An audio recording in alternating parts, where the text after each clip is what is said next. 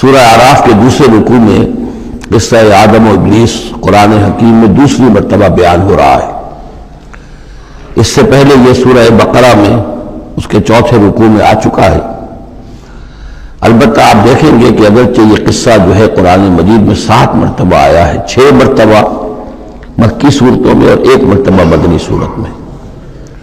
لیکن یہ کہ ہر جگہ کوئی نہ کوئی بات نئی ہے، اس لیے کہ جس دور سے بھی یہ تحریک جو ہے حضور کی دعوت کی گزر رہی تھی، اس دور کے حوالے سے کچھ چیزیں جو ہیں وہ ہر جگہ پر آپ کو مزید نمایاں ملیں گی۔ اب مثلاً اس رکوع کے شروع میں ہمیں وہ عظیم آیت ملی ہے کہ جس میں جمع کا صیغہ اختیار کیا گیا ہے، وَلَقَدْ خَلَقْنَاكُمْ ثُمَّ صَوَّرْنَاكُمْ ثُمَّ قُلْنَا لِلْمَلَائِكَةِ اسْجُدُوا لِآدَمَ فَسَجَدُوا إِلَّا إِبْلِيسَ، اس کے بارے میں پچھلی مرتبہ میں عرض کر چکا ہوں۔ اب دوسری بات جو آ رہی ہے وہ یہ ہے کہ جو شیطان نے ورغلایا حضرت آدم کو اور حضرت حوا کو سلام علیہما،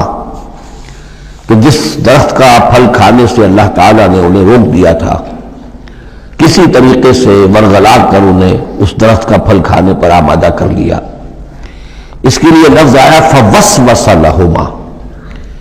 یہ وسوسہ اصل میں ہم یہ سمجھتے ہیں کہ شاید یہ چیزیں اس طور سے ہو رہی تھی جیسے کہ ہم ایک دوسرے کے سامنے کھڑے باتیں کر رہے ہیں، ایک دوسرے کو پہچان رہے ہیں، لیکن حضرت آدم اور حوا کے بھی دلوں میں وسوسہ اندازی کی ہے شیطان نے، جیسے کہ شیطان وسوسہ اندازی کرتا ہے ہمارے دلوں میں۔ یہ مکالمے اس طرح کے نہیں ہے کہ وہ ایک ہی محفل میں کھڑے ہوئے، عام طور پر سورہ بقرہ کے چوتھے رکوع میں بھی اور دوسرے مقامات پر بھی ہمارا تصور کچھ اور رہتا ہے، لیکن یہاں وہ پردے حائل ہیں۔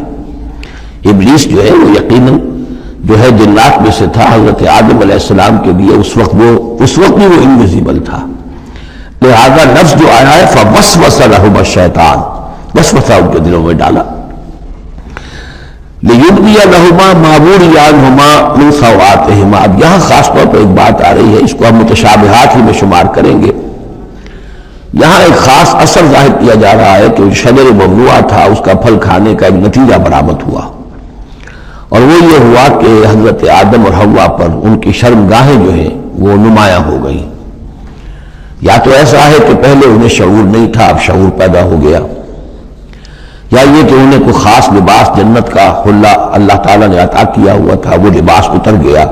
اس درخت کا پھل کھانے کے نتیجے میں۔ یہ چیزیں ایسی ہیں کہ جس سے یقیناً بہت سے لوگوں کو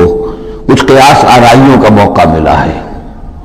بعض لوگوں کے نزدیک یہ نیکی اور بدی کی تمیز کا درخت ہے اصل میں، کہ جس کو کھاتے ہی نیکی اور بدی کی تمیز پیدا ہو جاتی ہے۔ بعض حضرات کا خیال یہ ہے کہ یہ اصل میں پہلا سیکشول ایکٹ ہے آدم اور حوا کے مابین، جس کو اس سے تعبیر کیا گیا ہے۔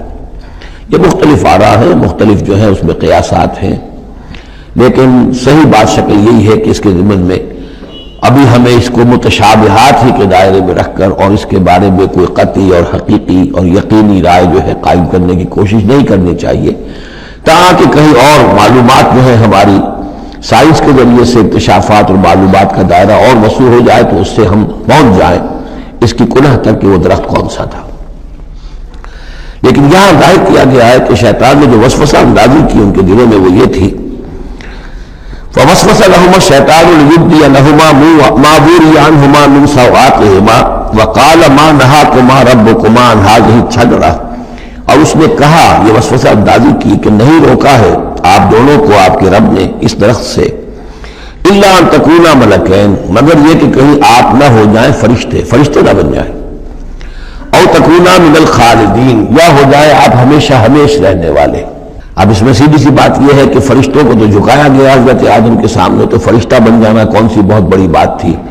لیکن یہ کہ انسان بسا اوقات اپنی اصل حقیقت کو، اصل مقام کو بھول جاتا ہے، نسیان ہو جاتا ہے، اور یہ بات گویا کہ شیطان کے وسوسہ اندازی سے ان کے ذہن میں پیدا ہوئی، یا یہ کہ آپ ہمیشہ رہیں اور آپ پر موت طاری نہ ہو۔ وقاسمہما انی لکما لمن الناصحین، اور انہوں نے قسمیں کھا کر اس نے یقین دلایا میں آپ کے لیے بہت یعنی مخلص ہوں، اور جو رائے دے رہا ہوں وہ بہت صحیح ہے۔ فدلاہما بغرور، تو دھوکہ دے کر انہیں، جس کو ہم کہتے ہیں مائل کر ہی لیا، شیشے میں اتار ہی لیا۔ فلما ذاق الشجرۃ، تو جب ان دونوں نے چکھ لیا اس درخت کے پھل کو، بدت لہما سوآتہما، ظاہر ہو گئی ان پر ان کی شرمگاہیں، واتفقا یخصفان علیہما من ورق الجنہ، اور وہ اب لگے درخت کے جو جنت کے پتوں کو گانٹھ کر اپنے لیے لباس بنانے کے لیے، تفقا یخصفان، گانٹھنے لگے، جوڑنے لگے کہ جو جنت کے پتے تھے ان کو سی کر آپس میں اپنی سطر جو ہے سطر پوشی کریں اور اپنی شرمگاہوں کو ڈھانپیں۔ وَنَادَاهُمَا رَبُّهُمَا، اور اب پکارا انہیں ان کے پروردگار نے، أَلَمْ أَنْهَكُمَا، کیا میں نے منع نہیں کیا تھا تمہیں، أَن تِلْكُمَا الشَّجَرَةَ، اس درخت سے، وَأَقُلْ لَكُمَا، اور میں نے کیا کہا نہیں تھا تم سے، إِنَّ الشَّيْطَانَ لَكُمَا عَدُوٌّ مُّبِينٌ، کہ شیطان تم دونوں کے لیے بڑا کھلا دشمن ہے۔ قَالَا رَبَّنَا ظَلَمْنَا أَنفُسَنَا، تو ان دونوں نے کہا کہ اے رب ہمارے، ہم نے اپنے اوپر ظلم کیا، زیادتی کی، ہم اپنی غلطی کا اعتراف کرتے ہیں۔ وَإِن لَّمْ تَغْفِرْ لَنَا وَتَرْحَمْنَا لَنَكُونَنَّ مِنَ الْخَاسِرِينَ، اور اگر تو نے ہمیں معاف نہ فرما دیا اور ہم پر رحم نہ فرمایا تو ہم تو تباہ ہونے والوں میں ہو جائیں گے۔ یہاں ایک بات اور نوٹ کر لیجئے، ایک تو یہ کہ یہاں کہیں بھی ایسا اشارہ نہیں ہے کہ ابلیس نے یہ وسوسہ ابتداءً حضرت حوا کے دل میں کیا۔ عام طور پر ہمارے ہاں جو کہانیاں مشہور ہیں وہ یہ ہے کہ حوا جو ہے ذریعہ بنی ہے حضرت آدم کو بھی گمراہ کرنے کا۔ وہ اشارہ نہ سورہ بقرہ میں اس کا ہے نہ یہاں ہے، بلکہ جمع کوئی جو تسمیہ کا صیغہ ہے مسلسل چل رہا ہے، ان دونوں کے لیے معاملہ ہے، بیک وقت ہے۔ تو یہ اصل میں جو عیسائی دنیا میں تصور پیدا ہوا ہے کہ عورت فی نفس ہی برائی کی مظہر ہے، ایو سے ایول، ایو اور حوا اور ایول بری شے،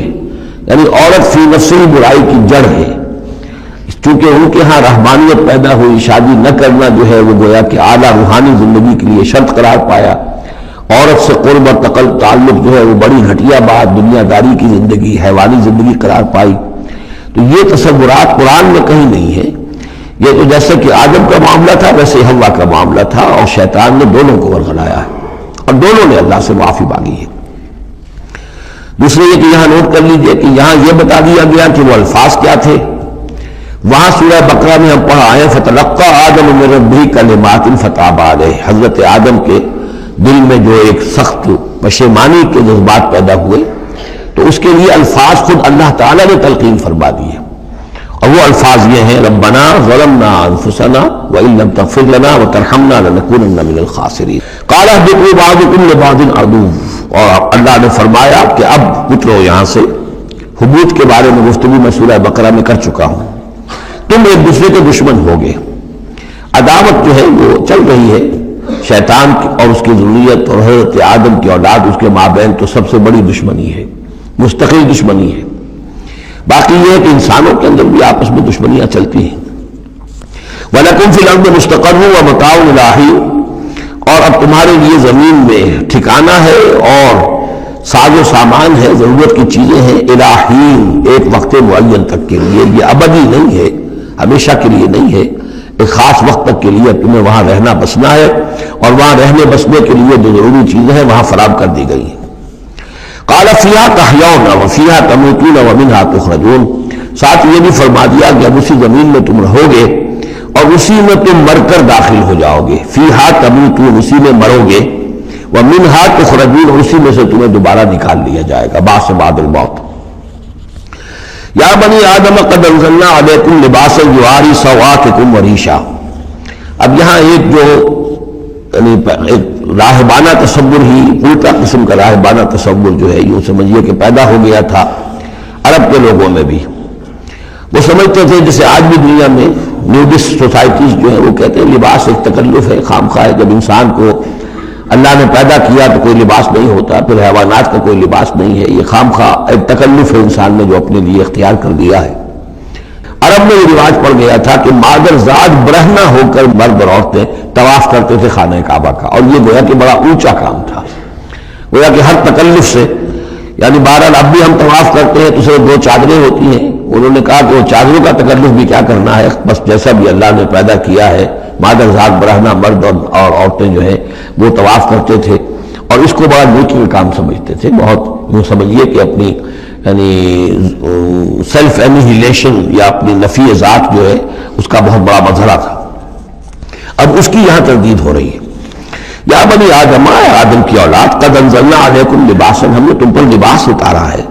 یواری سوآتکم، جو تمہارے شرمگاہوں کو ڈھانپتا ہے، وریشا، اور تمہارے لیے آرائش کا سبب بنتا ہے، زیبائش اور آرائش کا. لباس التقوی ذالک خیر، اور اس سے اوپر پھر ایک اور لباس ہے، اور وہ لباس ہے تقوی کا لباس. ظاہر ہے کہ وہ سب سے بہتر ہے. اگر تقوی کا لباس نہیں ہے تو بسا اوقات اور انسان لباس پہن کے بھی ننگا ہوتا ہے. اتنا تنگ لباس کہ اس میں جسم کے سارے نشیب و فراز ظاہر ہو رہے ہوں، یا اتنا باریک لباس عورتوں کا کہ جس میں وہ جسم اندر سے جھلک رہا ہو، تو وہ لباس پہنے ہوئے بھی، جیسے کہ حضور نے فرمایا، اللہ تعالیٰ لعنت فرمائے ان عورتوں پر جو لباس پہن کر بھی ننگی رہتی ہے. تو لباس التقوی ذالک خیر، ایک اور اضافی جو ہے وہ تقوی کا ہے، شرم ہو، حیا ہو، تقوی ہو. ذالک من آیات اللہ لعلہم یذکرون، یہ اللہ تعالیٰ کی آیات میں سے ہے تاکہ یہ لوگ نصیحت اخذ کریں. یا بنی آدم لا یفتننکم الشیطان، اے بنی آدم دیکھو تمہیں شیطان اب نہ بچلانے پائے، نہ دھوکہ دینے پائے، نہ فتنے میں ڈالنے پائے.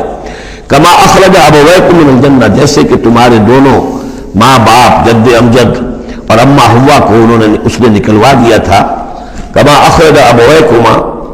ابویکم من الجنہ، جنت سے، ینزع عنہما لباسہما، اور وہ ان سے اتروا لیا تھا اس نے ان کا لباس جنت کا، لیریہما سوآتہما، تاکہ دکھائے انہیں، ان پر آیا کر دے ان کی شرمگاہیں. انہ یراکم ہوا وقبیلہ من حیث لا ترونہم، ایک بات جان لو کہ وہ یعنی ابلیس خود، چونکہ اسے بھی چھوٹ ملی ہوئی ہے قیامت تک کے لیے، وہ مسلسل زندہ ہے، اور قبیلہ اور اس کی قوم، اس کی ذریت اور اس کے جو ایجنٹ ہیں جنات میں سے، کیونکہ وہ انویزیبل ہیں تو وہ تمہیں دیکھتے ہیں، تاکتے ہیں تمہیں، تم پر داؤ لگاتے ہیں. یراکم ہوا وقبیلہ من حیث لا ترونہم، جہاں سے تم انہیں نہیں دیکھ سکتے.